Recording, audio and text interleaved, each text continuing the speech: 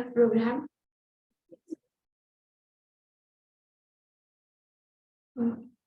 I am Garima Sharma, and I am EGS coordinator at Resources Himalaya Foundation.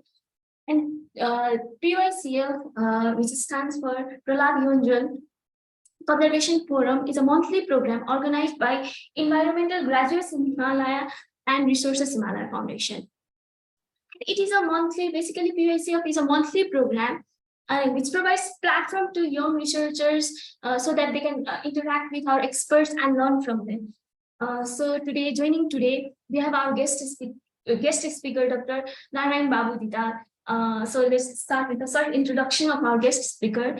Dr. Dhital is assistant professor of environmental science at Patna Multiple Campus, Tribhuvan University. He completed his PhD in air pollution from Siam University of Technology, Taiwan, and he has over 7 years of experience in the field of environmental science, and he has published over dozens of research articles in his expertise. And today he will present on topic intermodal comparison of air pollutant emissions and commuters' exposure between public and private modes of passenger transportation. It's a very interesting topic, I must say, and we are very glad to hear from you, Dr. Dhital.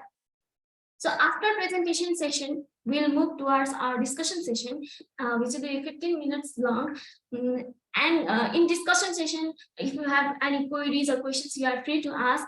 And for our online participants, I would like to request everyone to mute their microphones and off their videos. And in discussion sessions, if you have any queries, then you can directly ask by clicking raising your hand button, or you can drop your questions and queries in the chat. So without further delay, I would like to hand over the platform to Dr. Dhital. Over to you, sir. Thank you.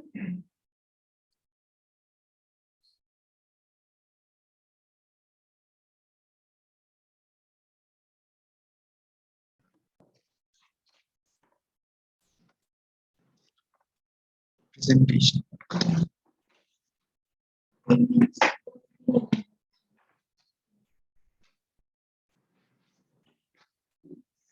Just an answer.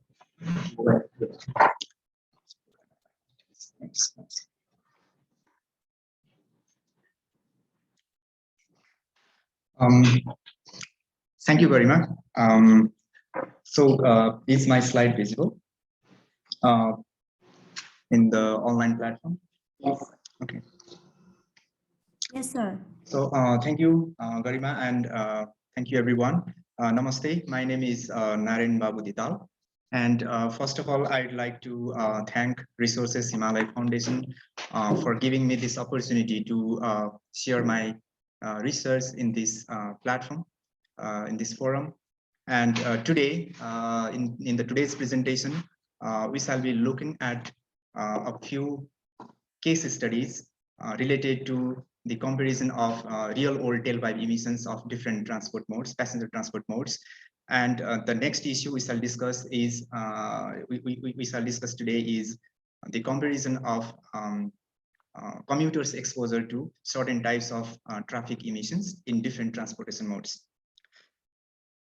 So let me begin with the background of today's presentation. So here in the picture, I have tried to show the two scenarios during rush hour and non-rush hour in public buses in the Kathmandu Valley. I took these pictures in Saja bus. So you can see here in during rush hour, the passenger load factor is very high, and during non-rush hour, it is a little bit low. So why I'm showing this here is because the load factor in passenger in public transportation, it has implications for environmental performance as well as social acceptability of public transit system. So if you see here, when the load factor, passenger load factor in buses increase, it will increase the emission factor, gross emission factor of the vehicle, because there is more load means it will require more fuel to burn, and then it will have more emission. However, the increased load factor also have tendency to decrease the emission per passenger kilometer travel, because the increase in emission will be divided among more number of the passengers, so that will decrease per capita emission. So from environmental perspective, it is more desirable to have a higher load factor that will increase the environmental efficiency of the public transit system. However, the increased load factor will also affect the crowding perception. It will increase, the passengers will feel more crowded, and it will induce stress among them, and this will decrease the passenger satisfaction. So there are two aspects. One is social acceptability or social aspect, another is environmental. So when we talk about the optimum load factor for public transit systems, so we have to think about both aspects. From environmental perspective, higher load factor is desirable. From social perspective, a moderate or low load factor is desirable. And in today's discussion, we shall be focusing more on the emission aspect, not on the social aspect. So I took this diagram from a previous study done by other researchers. So here, the fuel consumption rates of a diesel passenger bus is compared at different speed beams. Here, x-axis is speed beam, and the y-axis is fuel consumption, and the 4 bars represent different passenger load. So if we look at the lowest speed beam, that is 0 km/h, that is the bus is not moving, it is just idling. So you can see here, there is no effect of passenger load. At any passenger load, the emission is, the fuel consumption rate is same, which is as expected. However, when the bus starts moving, that is at the speed being 0 to 10 km/h, then the effect of passenger load starts to appear, because at higher passenger load, there will be little bit high, a little bit increase in the fuel consumption rate. However, still in this low speed beam, the difference is not quite big. So again, if we look at 10 to 20 km/h, still there is a slight increase in fuel consumption with increase in passenger load. However, the difference is not quite big. But if you look at the last speed beam, that is more than 40 km/h, the load effect is very significant. So for low passenger load, the fuel consumption rate is quite small, and for the high passenger load, it is very big. So if we look at the city bus, typical city bus speed, driving speed, then for Kathmandu, it's less than 20 km/h. And today I'll be presenting specific case studies conducted in Taiwan. So if we look at the Taichung city driving speed for city buses, then it's around 16 km/h. So which means that if we compare these speeds with this graph, then for the typical driving speed of public buses in city, there is not much effect of passenger load on gross emission. So if there is not quite significant increase in the gross emission of the bus, then higher ridership or higher load factor is desirable. So if there are more passengers, there is not a much increase in gross emission, but this will be divided among more passengers, so per capita emission will be less. So this is what I want to say. The higher ridership is desirable for public transit system, but ridership or the bus occupancy rates are affected by so many factors. And here in today's presentation, we shall be looking at the case of COVID-19 pandemic, how COVID-19 pandemic affected ridership in a city in Taiwan, and how this affected the per capita emission of public transit system, and how that emission compares with private modes of transportation. So this slide summarizes what we are going to discuss today. So there are three different transportation modes. The first is the non-motorized transport or active transportation. We have taken here an example of cycling here. So for cycling, there is no emission. At least there is no tailpipe emission. And what is the exposure? So we shall be looking at the exposure for cyclists.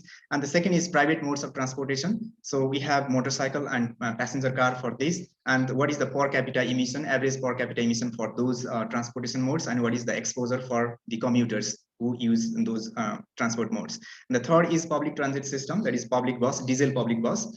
And what is the per capita emission of diesel public bus, and how pandemic affected the ridership on those buses, and what is the exposure for bus commuters. So given this background, there are two key issues we shall be discussing today. The first is comparison of real world tailpipe emissions per passenger kilometer travel between public buses and private passenger vehicles, that is cars and motorcycles. And the second issue is exposure to volatile organic compounds between public bus, motorcycle, and bicycle commuting. So this is the study area map. I'm not going to details here. And I'd like to remind you here that the result we are discussing today is not from a single study. I will be presenting a compilation of results from several studies we conducted in past couple of years. So the results presented here are all conducted in Taichung City of Taiwan. So this is the study designed for the comparison of real-world tailpipe emission factor. And as I mentioned earlier, we have bus, passenger car, and motorcycle for emission comparison. And for passenger bus, there are two scenarios. One is before COVID-19 pandemic, and another is during COVID-19 pandemic. And the pandemic has affected the passenger occupancy or passenger ridership. So depending on that, we have different per capita emissions under two scenarios. So we have ridership data for bus, and we also measure real world emission for bus, and we calculated per capita emission for buses in under two scenarios, before pandemic and after pandemic. And similarly, we also measure real world emission for car and real world emission for motorcycle using portable emission measurement system, and we made our comparison.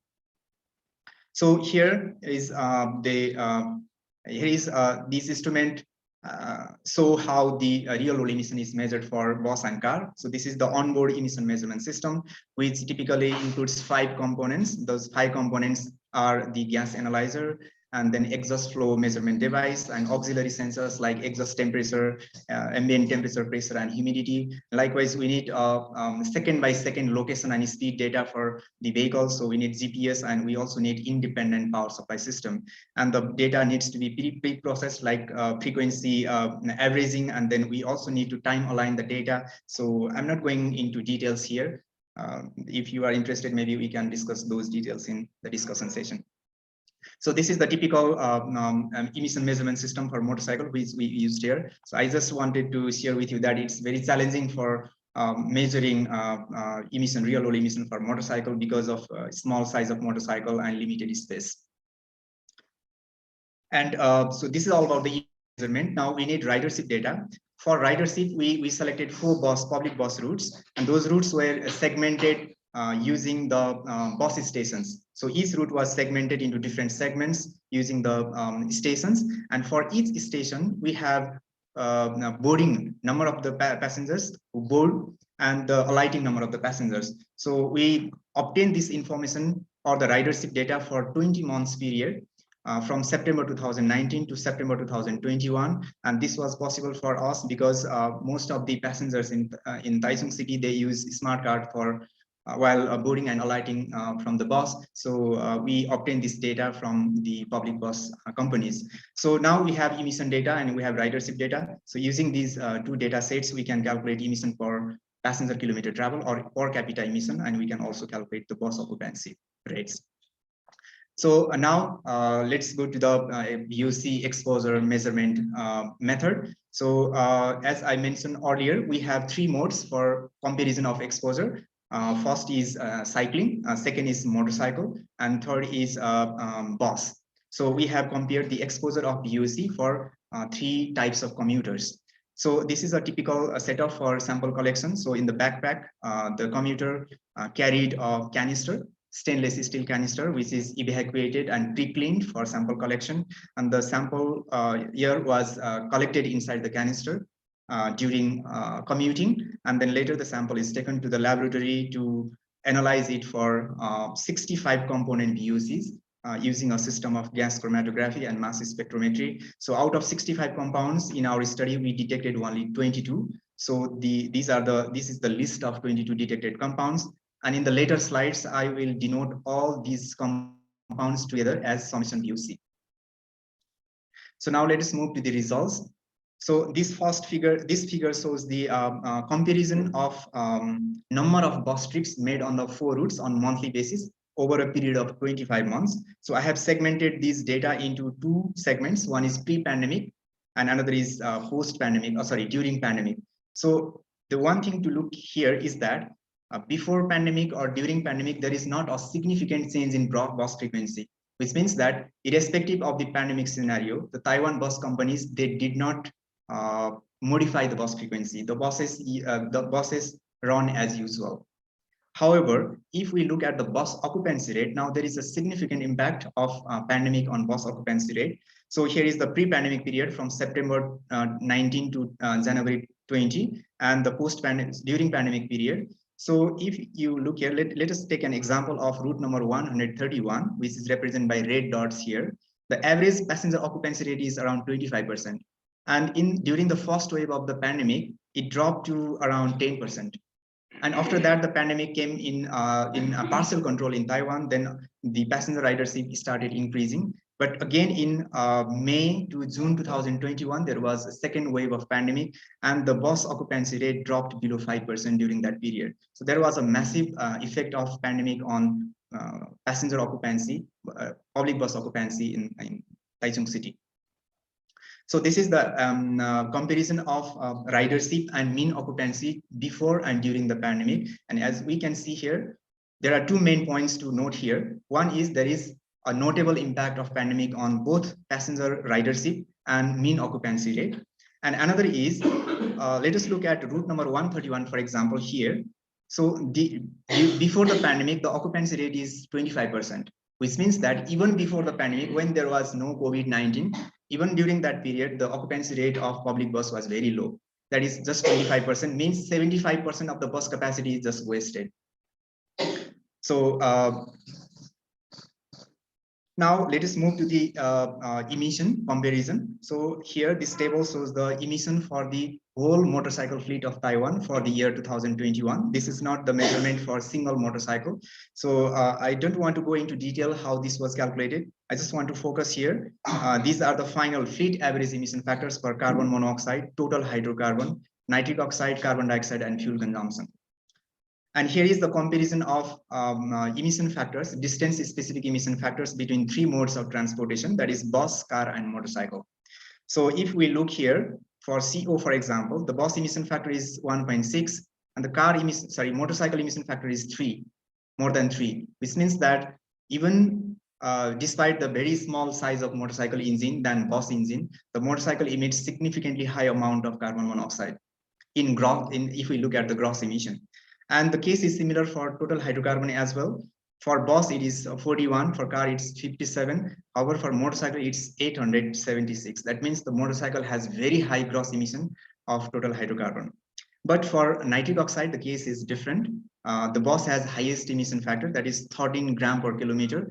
However, for car and motorcycle, they are negligibly small in comparison to bus emission factor.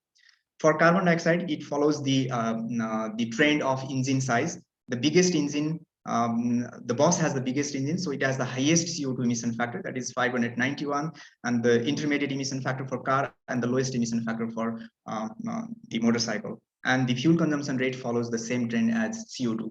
Here, I want to highlight that sometimes one-to-one comparison of emission factor between different transportation modes may be misleading. It is because motorcycle, bus, and car have different engine technologies, different fuel. For example, bus is equipped with diesel engine. This is diesel bus. So, and the car and motorcycle are gasoline engines. So gasoline engines and diesel engines have different operating conditions, and they have different types of emissions. That's why absolute comparison of gross emission may not be quite convincing. So what is more convincing is comparison of emission factor per passenger kilometer travel. So this is more meaningful comparison. So here in this table, you can see here the emission between three modes of transportation is compared on per capita basis. For example, I have to travel 1 kilometer distance, and I have three options. I can take bus, I can take car, or I can take motorcycle. So which one will emit less pollutant? So this would be more meaningful. So this table shows the same comparison, that is intermodal comparison of per capita emission. So if we look at CO, still motorcycle is highly polluting than bus and car. For THC, the case is same. The motorcycle is more emitting on per capita basis. However, I want to focus now here on carbon dioxide. If you remember the previous slide, for carbon dioxide emission factor, bus had the highest carbon dioxide emission factor. Now, if we look at the per capita emission, the bus will have only 84 gram per passenger kilometer travel, but the motorcycle will have 60, and the car has 104. So if we look at the absolute gross emission factor, then bus is highly polluting. But if we look at the per capita emission, then bus will not be more emitting than more polluting than car. So the story will be different if we look at per capita emission. Now, to make it even more clear, we calculated break-even occupancy. The break-even occupancy of bus is the minimum occupancy rate required for the bus so that the bus would be less polluting in terms of air pollutant emission than car and motorcycle. So what is the minimum occupancy rate so that bus will be beneficial in terms of emission? So here for carbon monoxide, the break-even occupancy rate is found to be 9.2%, which means that if the bus occupancy rate is just 9.2%, then it will be enough to make it cleaner than motorcycle and car. And for total hydrocarbon, it's even less, that is 3.1%. But for nitric oxide, if you remember the previous slides, the nitric oxide emission is very high for bus. That's why it is practically not feasible for bus to be cleaner than motorcycle and car because they are gasoline engines in terms of nitric oxide emission factor. And for carbon dioxide, the minimum occupancy rate required or the break-even occupancy is 15.4%, and for fuel consumption, it is 13.8%. So let us exclude the case of ENO because its break-even occupancy is practically impossible to achieve. So if we only look at the break-even occupancy for carbon monoxide, THC, CO2, and fuel consumption, then they are 9.2, 3.1, 15.4, and 13.8. So among them, the highest number is 15.4%, which means that if the bus occupancy rate is above 15%, then it will be cleaner than both motorcycle and cars in terms of CO, THC, and CO2 emission. So now let us move to the exposure assessment. The first figure shows the, in the exposure assessment, we compared three modes of transportation, that is bus, motorcycle, and bicycle. And this figure shows the travel time. For bus, it's around 30 kilometers, sorry, 30 same length to travel. Bus takes 30 minutes, and for motorcycle, because motorcycle has higher speed, it's around 20 minutes, and for bicycle, because of slower speeds, it's above 35 minutes. And the second figure shows the comparison of commuters' heartbeat rate and ventilation rate in three modes of transportation. For example, in bus, the heartbeat rate is around 80 beats per minute. And for motorcycle, when the person is driving motorcycle, he or she will be a little bit physically active. So the heartbeat rate is slightly higher than that for the bus. And during the bicycle commuting, it is very high in comparison to both bus and motorcycle commuting. And using the heartbeat rate, we can predict the pulmonary ventilation rate or our breathing rate. How many liters of air is inhaled in 1 minute, or how many liters of air is exhaled in 1 minute. That is called ventilation rate or minute ventilation rate. So these small squares represent the ventilation rate for three modes of transportation. And as we can expect, the ventilation rate is lowest for bus, intermediate for motorcycle, and very high in comparison to bus and motorcycle for cycling. So now here is the VOC concentration in three modes of transportation. First figure shows the summation VOC concentration. For bus, it is measured inside the passenger cabin, inside the bus. So the mean concentration is around 300 microgram per cubic meter. For motorcycle, it is slightly higher because the motorcyclists drive out in the open air, so they are exposed to direct traffic emission. So the exposure concentration is a little bit higher. And for bicycle, its exposure concentration is intermediate, which is around slightly above 400 microgram per cubic meter. And the second figure shows the concentration comparison between three modes for BTEX. BTEX is a subset of VOC. It represents benzene, toluene, ethyl benzene, and xylene. And we generally present them separately because BTEX makes a major fraction of VOC for traffic emission. So again, for BTEX, the lowest concentration, exposure concentration is observed for bus. And the third figure shows the TB ratio. TB ratio is simply the toluene concentration divided by benzene concentration. And this is one of the diagnostic ratio that will tell you where the emission is coming from.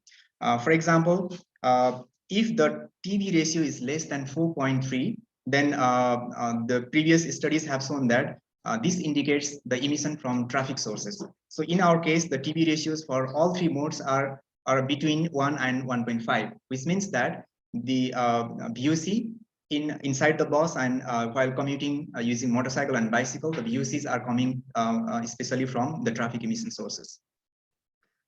So here is the inhalation dose for three modes of commuting. And here, first figure shows how many micrograms of pollutant is VOC is inhaled in 1 minute. So the first figure is the inhalation dose in per unit time basis. And second figure is the comparison of inhalation dose in per kilometer travel basis. For example, I have to travel 1 kilometer distance, and how many grams or micrograms of VOC is inhaled if I take bus, and how many grams if I take a motorcycle, and how many grams if I do cycling. So this is the comparison between three modes. And if you look at the previous figure, here the difference in the exposure concentration is not quite big. They look similar. However, if we look at the inhalation dose, then there is a significant difference. It is because the inhalation dose is calculated considering both the exposure concentration and breathing rate. For BOS, the breathing rate is low, exposure concentration is low. That's why the inhalation dose is also low. And for motorcycle, the inhalation rate is intermediate, but the exposure concentration is high, so it has the intermediate level of inhalation dose on a per unit time basis. And for bicycle, exposure is high and inhalation rate is also high, or breathing rate, ventilation rate is also high, and that gives rise to very high inhalation dose in per unit time basis. And the second figure, if we look at the per kilometer basis, then the inhalation dose for bus and motorcycles are similar, they are low, but for bicycle, it is very high. So the main message here is that cycling or active modes of transportation, they don't have emission from themselves, but they are exposed to emissions from other highly polluting vehicles on the road. So that's the main message we can take from these data. So the results are summarized, overall results are summarized here. So for if we look at the three modes of transportation, for active transportation like cycling, there is no emission, but the exposure is high and inhalation dose is also high. For motorcycle, it has very high per capita emission, and it has also, the commuter will have high exposure. However, the inhalation dose is low to moderate. And for public bus, it can have either high or low per capita emission depending on the passenger load. If passenger load is high, then it will decrease the per capita emission. If passenger load is low, then it will increase the per capita emission. And it has low exposure and it has low inhalation dose. So why cycling has very high inhalation dose? It is because of three main reasons. The first is increase in minute ventilation during the active travel because of exercise. The person will breathe a more amount of air in given time, and longer exposure time because the cycling will have smaller speed, lower speed than bus and motorcycle, so they will be exposed to longer pollutants for longer time. So this will increase the inhalation dose. And another is direct exposure. The cyclist is not enclosed inside any structure, so they are exposed to direct emission from vehicles. So these are everything I wanted to present here. So here are some key messages based on the data presented earlier. So the first one is the pandemic, COVID-19 pandemic had significantly affected public bus occupancy in Taichung City, Taiwan. But this can have relevant implication in other cities like Kathmandu as well. So the COVID-19 is not the only pandemic. In the future, there might be other similar pandemics as well that will require social distancing measures or similar measures. So in that case, the public bus companies or the transportation authorities of the government should be prepared to ensure sufficient or efficient use of public transit system. And the second one is buses were occupied only up to 25% even before the pandemic in Taiwan. And the question is, what is the scenario in Nepal? I haven't, to my knowledge, there are not similar such studies conducted in Nepal. So it may be important in Nepal to look at the efficiency and uses of public transit system in Nepal. And the third one is diesel public buses could achieve less emission per PKT than gasoline cars and motorcycles at the break-even of occupancy, which we calculated to be approximately 15%. And the fourth point is the cyclist had the highest inhalation dose of VOCs among bus, motorcycle, and bicycle commuting modes. So if the roadside pollution is very high, then it might not be desirable to use active transportation modes like cycling. And finally, for future research, maybe in Nepal, if we can evaluate the environmental performance and social acceptability of public transit system, then that could be very useful for public bus companies as well as transport control authorities of government in Nepal. So these are some sources I cited in my presentation. And if you want to learn more about the data presented in the previous slides, then you can go through these two papers. So most of the data I presented here are already published, but the exposure data which I presented, the exposure dose data, this is not published yet. So other emission comparison data can be found in these papers.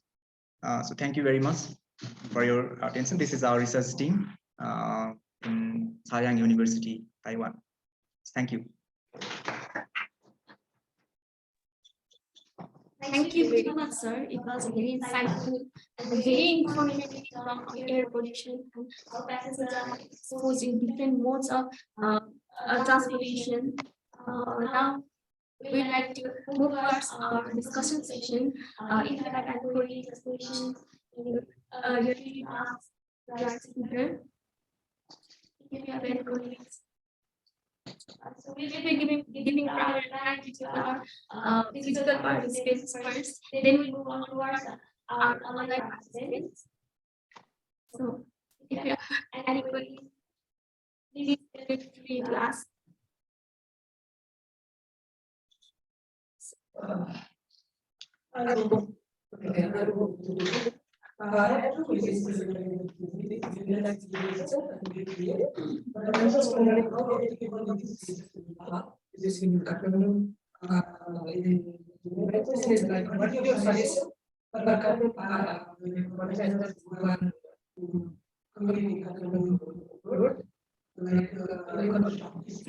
What is should be maintained and what kind of occupancy that was we have and the more transmission that the government and the local is promote. That is one question. And another question is, did you find any kind of differences between the emissions if the bus is like fully occupied, highly occupied, like over occupied, not for the per passenger but for overall emission rate. Thank you, Dinesh sir, for your question.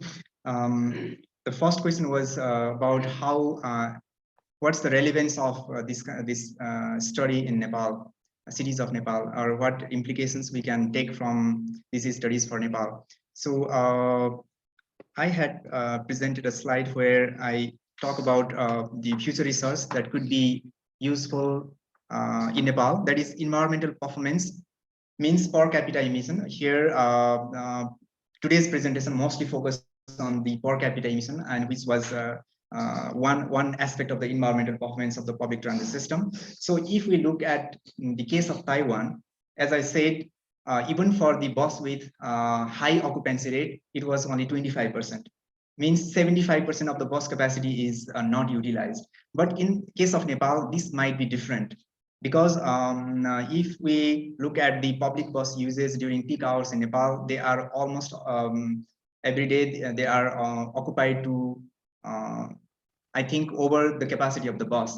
So that will definitely increase the environmental performance. However, there is another aspect which I talked in my first slide, that is social acceptability, that will induce a crowding perception in the passengers, and that will decrease the passenger satisfaction. So there should be a balance between both environmental performance and social acceptability. So I think this kind of research has not been yet conducted in Nepal. So maybe it's useful for Nepalese researchers to look at this aspect. So we cannot apply the result there. We cannot say that the public buses in Nepal are occupied up to only 25%. So we cannot generalize that result. That is the case of a small city in Taiwan. So the case might be different for different cities. What we can learn from there is that how good in terms of environmental performance is our transit system, and what are the rooms to improve. Yeah. And another question was load versus emission. We did not measure the gross increase in emission rate with load. We did not measure the emission at different loads. I had presented a slide from previous study. I'd like to share this. So this was the study conducted by other researchers, other group of researchers, where the fuel consumption, as well as here I presented only fuel consumption, but they have also looked at the emission change with passenger load as well. So if we see here, the fuel consumption as well as emission. The load effect on emission and fuel consumption is low at low speed, means less than 20 km/h, for example, or typical city bus speed. However, if the bus has high speed, for example, 40 km/h or more, then the load effect will be significant. So the load effect on emission, gross emission factor, will depend on the speed. So if speed is low, then the effect will be more noticeable. मेरो अर्को question पनि जस्तो नेपालमा काठमाडौँमा चाहिँ कुन चाहिँ speed चाहिँ यही हेरेर यो यतिको स्पिड भएर चाहिँ इमिसन घट्दैछ भने चाहिँ कुन चाहिँ भन्न सक्छौँ यतिको स्पिड चाहिँ मेन्टेन हुनुपर्छ अथवा योभन्दा माथि जानु हुँदैन अथवा योभन्दा तल हुनुहुन्न टाइपको अनि अब चाहिँ हामीले कुन चाहिँ अब यही तिनवटा मोडहरू हेऱ्यो भने कुन चाहिँ मोड चाहिँ ठिक हो बसमा जानु ठिक हो कि कारमा जानु ठिक कस्तो मोड गर्नु हो कि मतलब बाइकलाई यो मोड गर्नुपर्ने हो भनेर The first question about speed, we had conducted a small study back in 2013, in which we did the passenger satisfaction survey, and during that survey, we found that the bus speed, average bus speed is almost always less than 20 km/h. But I don't have a recent data, so maybe it's not quite different from that time. So the average speed is around 20 km or less in Kathmandu. And how much speed is appropriate in terms of emission? That is a different research question. Actually, we have done speed versus emission variation. This kind of research we have done for diesel trucks, heavy duty diesel trucks in different study. I didn't present that data here now because today we are focusing only on the passenger transportation. So we have done this kind of study. There is not a linear relationship between speed and emission. The emission factor would be mostly lowest at intermediate speed. So at low speed, the emission will be high. At high speed, because of more power demand, at high speed, the emission will be high. And at the intermediate speed, the emission factor will be lowest. But this is not always the case for all kinds of vehicle. It depends on a whole bunch of factors like vehicle technology, tailpipe emission control system, and road surface, and environmental condition, and so on. And another question was which mode of transport, bus, car, and motorcycle, which one is best? So there is not a straightforward answer. If we look at one point to note here is that this is a very small case study done in a small city. So the result cannot be generalized. However, this gives some indication. If the ambient pollution level is very high, then the active transportation modes like cycling and walking may not be desirable. That's why in Nepal we hear from experts many times every winter, almost every winter, that it's not a good idea to do heavy physical exercise in the morning time, because in morning time, because of shallower boundary layer, the air pollutant concentration increases in the valley, and if we have intense physical exercise, then that will increase the inhalation dose of air pollutants. So that applies to the transportation mode as well. So if ambient pollution level is very high, then maybe it is not a good idea to do cycling or walking. Yes, sir.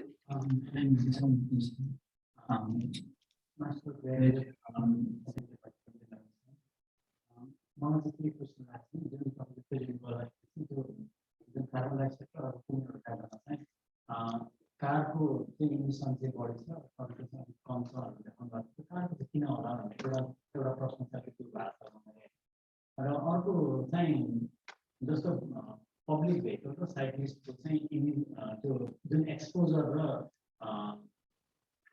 त्यो जुन इनहेलेसनको जुन differences हेर्दाखेरि चाहिँ त्यो बसमा जुन इनहेलेसन गर्ने कसरी निकाल्नु हो त्यो चाहिँ अलिकति आइडिया मलाई जान्न मन लागेको थियो कस्तो भने धेरैजना पेसेन्जर हुँदाखेरि चाहिँ त्यो लुगा खाएको हो या त्यो चाहिँ धेरैजना पेसेन्जरको चाहिँ समूह गरेर निकाल्ने हो या त्यो चाहिँ कन्फ्युजन लाग्छ अनि साइक्लिस्टमा चाहिँ अलिकति बढी चाहिँ त्यो एक्सपोजर बढी छ त्यसको अलिकति Thank you for your question. The first question was related to CO2 per capita emission, right? For bus, car, and motorcycle. So the CO2 per capita emission for bus is 84, for car it is 104, and for motorcycle it's 60.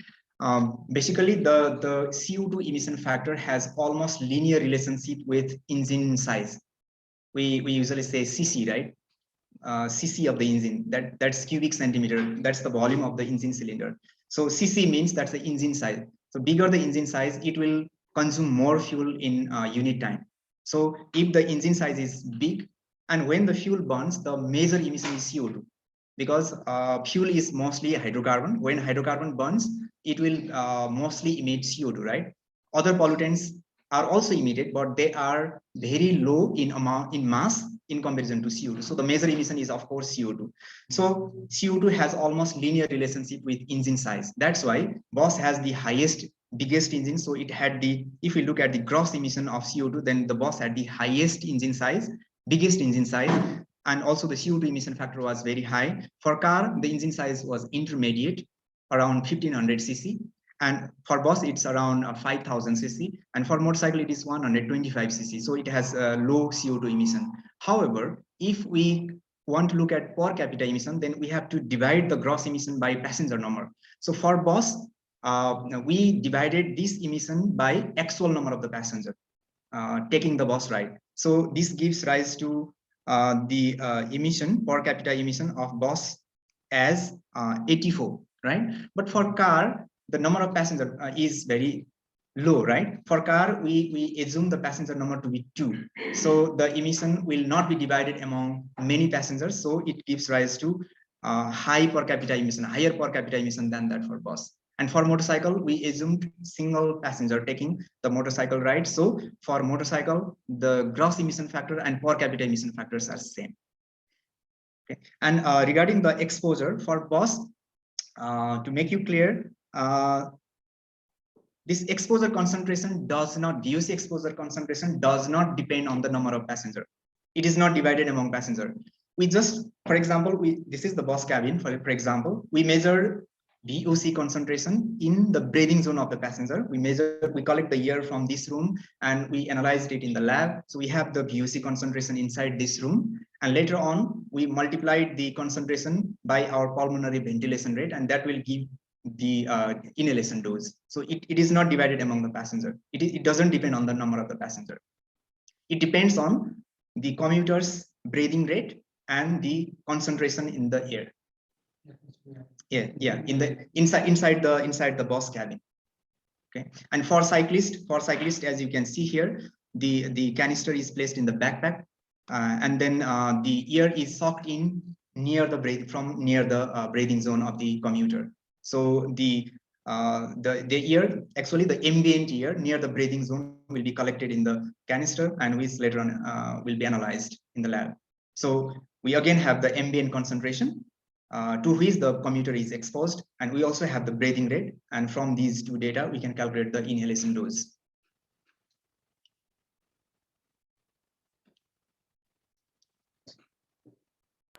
Thank you so much, sir. I'm very interested in this topic and I'm really myself. So we have been promoting cycling as a major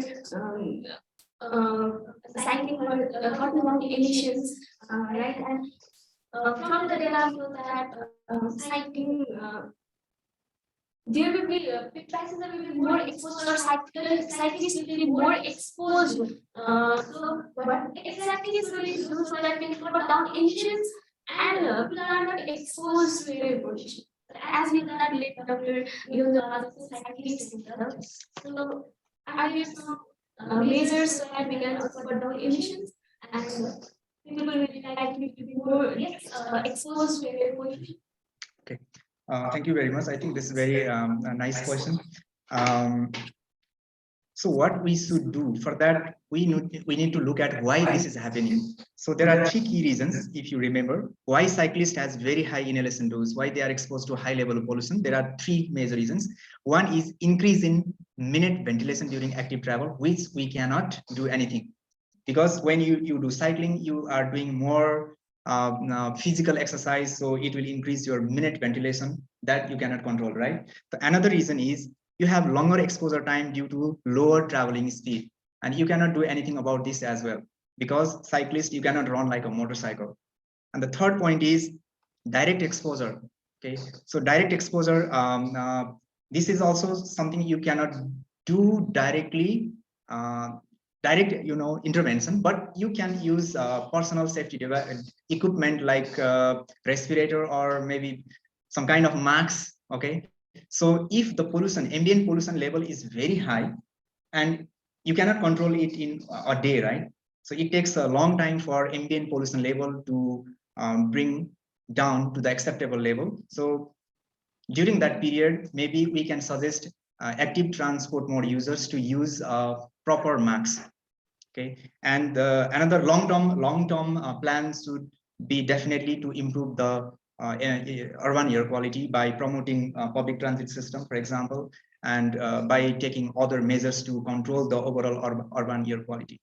So what would I say is, first one, in case of Kathmandu, we have to use proper safety device like proper masks. And the second one, for long term, maybe that's for that recommendation is for government. They have to come up with long-term plans to lower the ambient pollution level in cities like Kathmandu. Regarding this, so what would be the role of the EV? Electric vehicles are being in. So will it be helpful for the cutting down the emission and export?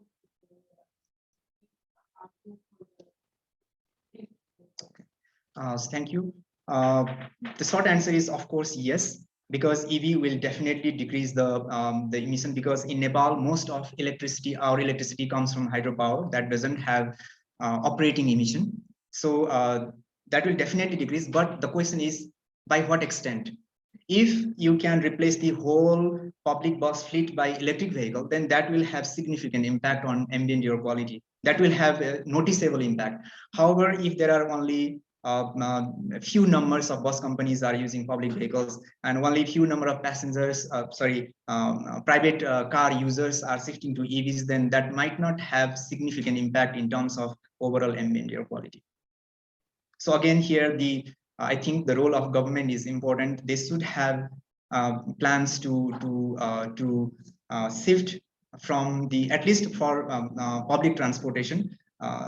They can intervene more directly. So maybe it's better for them to act first on the public transportation system to shift from diesel vehicles to electric vehicles.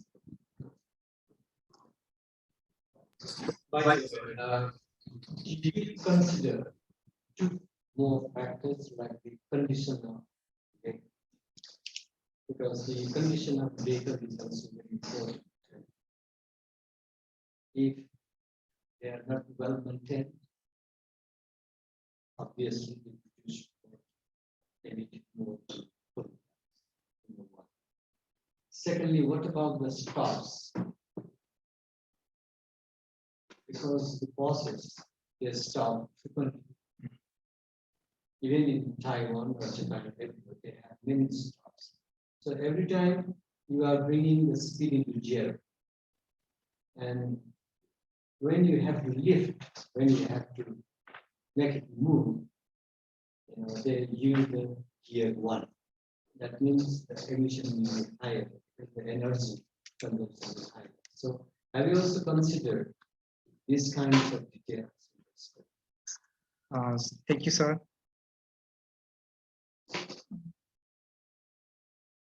Okay, the first question was about vehicle condition. Of course, vehicle emission is affected by so many factors, like vehicle age, tailpipe emission control system, fuel quality, driving dynamics like stopping, moving cycles, acceleration, deceleration cycles. So there are a whole bunch of factors that will affect the emission, real world emission. That's why we do the measurement in the real world.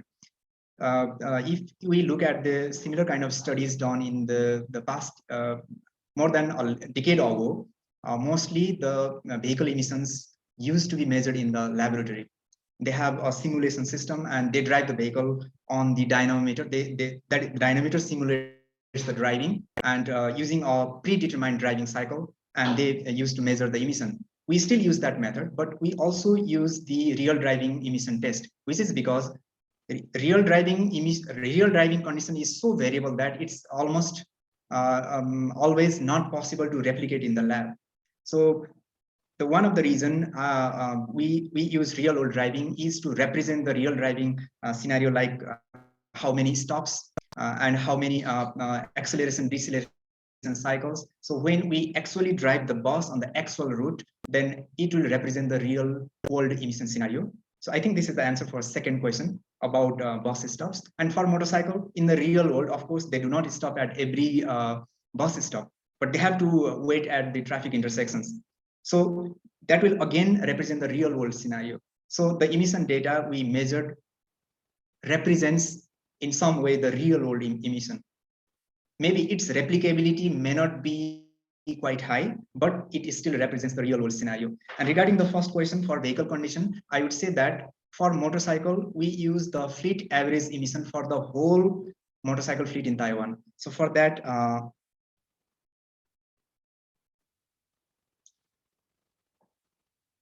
here we divided the motorcycle fleet into different age groups, like 2003 and older.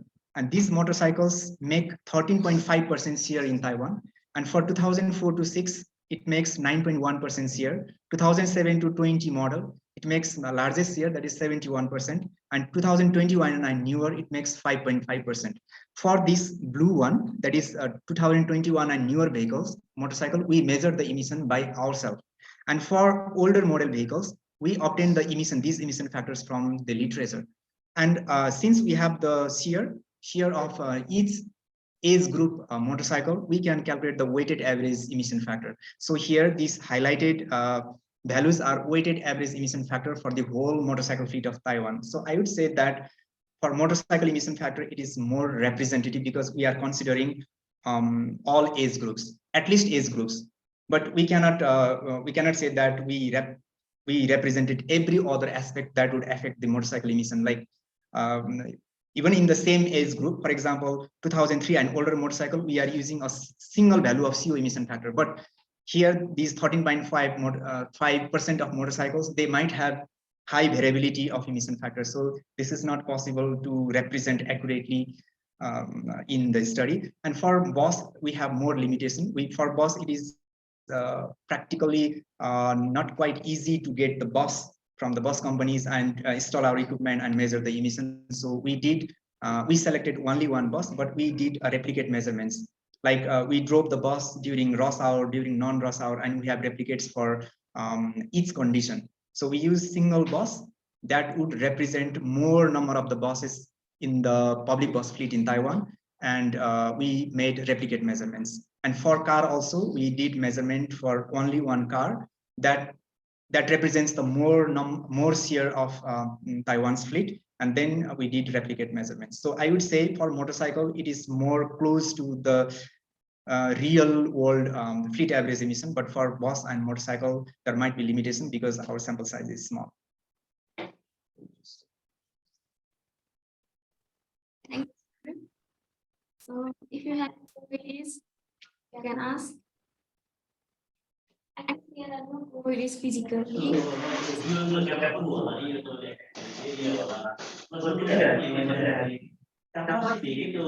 High capacity strength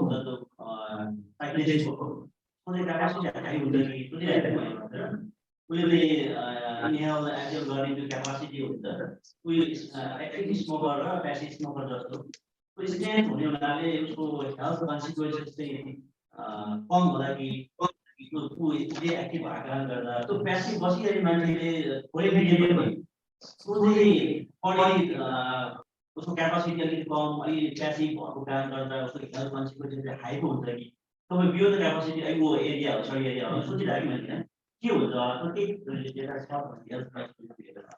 Thank you, sir. I think this is very interesting, but I think this kind of assessment goes more to the medical field, because we are interested to the end of inhalation, how much we are inhaling. Then what we'll do inside our body, that's more about medical research, toxicological research maybe.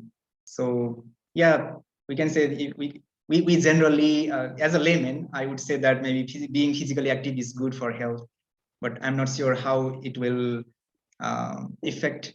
For example, the VOCs, how it will affect in our body, and what will be the toxicological consequences. Of course, we can do the assessment, risk assessment, like carcinogenic risk assessment, or the risk assessment at other health end. But to know exactly what it is doing inside our body, maybe we need to do toxicological research. Thank you, sir. Now we'd like to move towards our online participants. If you have any queries or questions, you can directly ask in the chat box, or you can ask by raising your hand by clicking the raising hand button. And I have been seeing some questions in the chat box. Has asked, अध्ययनमा प्रयोग भएका सवारी साधनको emission standard कुन होला? He has asked. Yes, sir. So you are reading the question from Krishna Pandey, right? Yes, sir. So I can read here. Kathmandu उपत्यकाका सडकहरूमा कुद्ने सवारी साधनले पोल्युटेन्ट हावामा जम्मा भएपछि र विशेष गरी जाडो याममा नेपाल सरकार र विश्व स्वास्थ्य सङ्गठनले तोकेको हावाको गुणस्तरको मापदण्ड नआएको देखिन्छ। एकातर्फ सवारी धनीले नेपाल सरकारले स्वीकृति दिएको सवारी साधन चलाउने गरेका छन् र प्रदूषण कर पनि तिरिरहेका छन्। त्यसो हुनाले तिनीहरूले कानुन तोडिरहेको जस्तो लाग्दैन। अर्कोतर्फ जनस्वास्थ्यमा प्रतिकूल असर परिरहेको अवस्था छ। पोल्युसन इमिसन र एक्सपोजरको अध्ययन काठमाडौँमा पनि रेलिभेन्ट देखिन्छ भन्नुभएको छ। I think it's more like suggestion than a question. Yes, sir. Yes, sir. अध्ययनमा प्रयोग भएका सवारी साधनको emission standard Sorry, can you please repeat the question? अध्ययनमा प्रयोग भएका Oh, सवारी okay. साधनको emission standard. Okay, thank you. I'll show you this here. So for bus, we use 2013 model year vehicle, and we don't have, because in Taiwan they don't follow the Euro standard. They have their own Taiwan. They call it Taiwan phase 1, phase 2, phase 3. So they have their own standard. So rather than saying Taiwan phase 1 or phase 2, I would rather say the bus was equipped with DPF and SCR. So DPF is diesel particulate filter. So it is designed to filter the particulate matter emission, and SCR is for NOx emission control. So it is selective catalytic reduction device. So this uses urea as a additional chemical substance, and that will react with NOx, and it will emit only harmless nitrogen gas. So the bus was equipped with the particle and NOx emission control devices. And for passenger car, we used 2008 model year car, and it was equipped with TWC device. TWC is three-way catalytic converter. So three-way catalytic converter works on THC, CO, and NOx emission control. So the car engine was equipped with the emission control for total hydrocarbon, carbon monoxide, and the NOx. And for motorcycle, we have Euro standard for this. It is Euro 5 motorcycle, and the newest motorcycle model in Taiwan, and it was equipped with three-way catalytic converter and a whole bunch of other devices for emission control, like OBD. OBD is onboard diagnostic system. The onboard diagnostic system looks at the tailpipe emission concentration, and it will control the fuel and air injection. So that will give rise to lowest possible emission. So for motorcycle, it was the newest motorcycle with state-of-art technologies for emission control. But for bus and passenger car, they were a little bit old, but still they were equipped with devices to control PM and NOx, as well as hydrocarbon emissions. Thank you, sir. Further, he has raised an issue. Pollution बढ्न नदिन साइक्लिङलाई युरोपतिर promote गरेको देखिन्छ, तर हाम्रो जस्तो pollution level धेरै भएको सिटीमा यसलाई प्रमोट गर्ने कि नगर्ने भन्ने अवस्था देखिन्छ। I think this is a good question, but we have discussed some aspect of it in previous question as well. So it may not be a good idea to say it's good to promote or it's bad to promote. So there is not a black and white answer, I think. Definitely, as environmental scientists or the environmental professionals or environmental enthusiasts, working in this field, we would always say that it's a good idea to promote non-motorized transport and public transport system. But from the health point, if we look at the data that I presented today, there is also risks. So the question, the answer may be tricky. So we cannot say do not do cycling, but we would say that if you remember, I had given two suggestions, one for the cyclist and another for the bigger body, maybe government or other authorities. For cyclist, please protect yourself. And for government and other controlling authorities, please make air breathable, taking every possible actions to reduce the air pollution in Kathmandu, maybe promoting EVs or paving the road surface, making the better road surface, promoting the public transit system, making, if the public transit system in Nepal is, in Kathmandu is quite comfortable to use, maybe many people will shift from private to public vehicle. The currently in current scenario, if we look at the public buses in Kathmandu, it's not quite convenient. So the government or transport authorities may work on that aspect. And for cyclists, yeah, it's good to do cycling for yourself and for environment, but please protect yourself using proper masks. Thank you so much, sir. I think we have no further questions. Now we are running out of time, so now we have come to the end of our talk program. To close this talk program, to conclude this session, I'd like to invite Dr. Dishraf sir, Chairperson of Resources Himalaya Foundation, to give vote of thanks to our guest speaker and conclude this session. Thank you very much. So,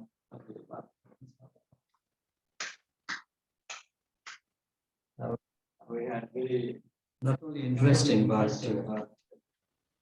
very important topics. We had that we had the lecture today, because the air pollution is one of the biggest threats to the human life, and perhaps we all have recorded nearly 7 or 8 million people die every year globally because of air pollution. Vehicles, transports are the major contributor of air pollution. This is regarding life, but if you talk about the cost of health due to air pollution, is very, very high. Somewhere I have read it costs about $1 trillion or so in average globally. So it's very important for us to understand how this air pollution can be controlled. And for this scientist like Dr. Naren Dita, words are very, very important. Of course, when we look at such research, they look like academic research. However, what policy is the results that we get from such research are very important. So I really appreciate the work he has done in such minute details. You must have considered, even in the condition of the transport, trying to do it in the real world scenario. Everything a scientist could, that every scientist could consider. So from this, my expectation also that especially the young researchers would appreciate the value of science, and the young researchers would understand the minute details of our research. Perhaps the data has answers to every question we have in our mind. So he didn't let any stone unturned in his letter, I believe. Though he didn't have much time to explain. But whatever question we made, he had answers. That is a sincerity of science, which the young researcher should understand. So I really appreciate the work. And of course, there was some suggestions from the audience about replacing diesel or gasoline run transport by electric vehicles. Well, that is there. That is the ultimate solution. But again, what I mean to say is that the details of the methodology of this, that is important. For example, suppose we replaced electric vehicle. Just all this transport by electric. Well, very good. But it doesn't mean that, our work is done. I mean, research is done. No. Our research is ended. No. There will be further research that we have. So for that, research scientists need such kind of sincerity to the methodology. And that is what we have to learn. But that is what I think we should learn from this presentation. Thank you so much. I really appreciate it. And always, I have seen him going maturing for the last over the decade, and I found him a real dedicated researcher. Thank you. With this, we conclude our PYCF. Do you have any announcement? Please. Yes, sir. Now, I'd like to officially end this talk program. And I'd like to remember that we have this launch program. And then I invite everybody for the launch program. Thank you. Thank you.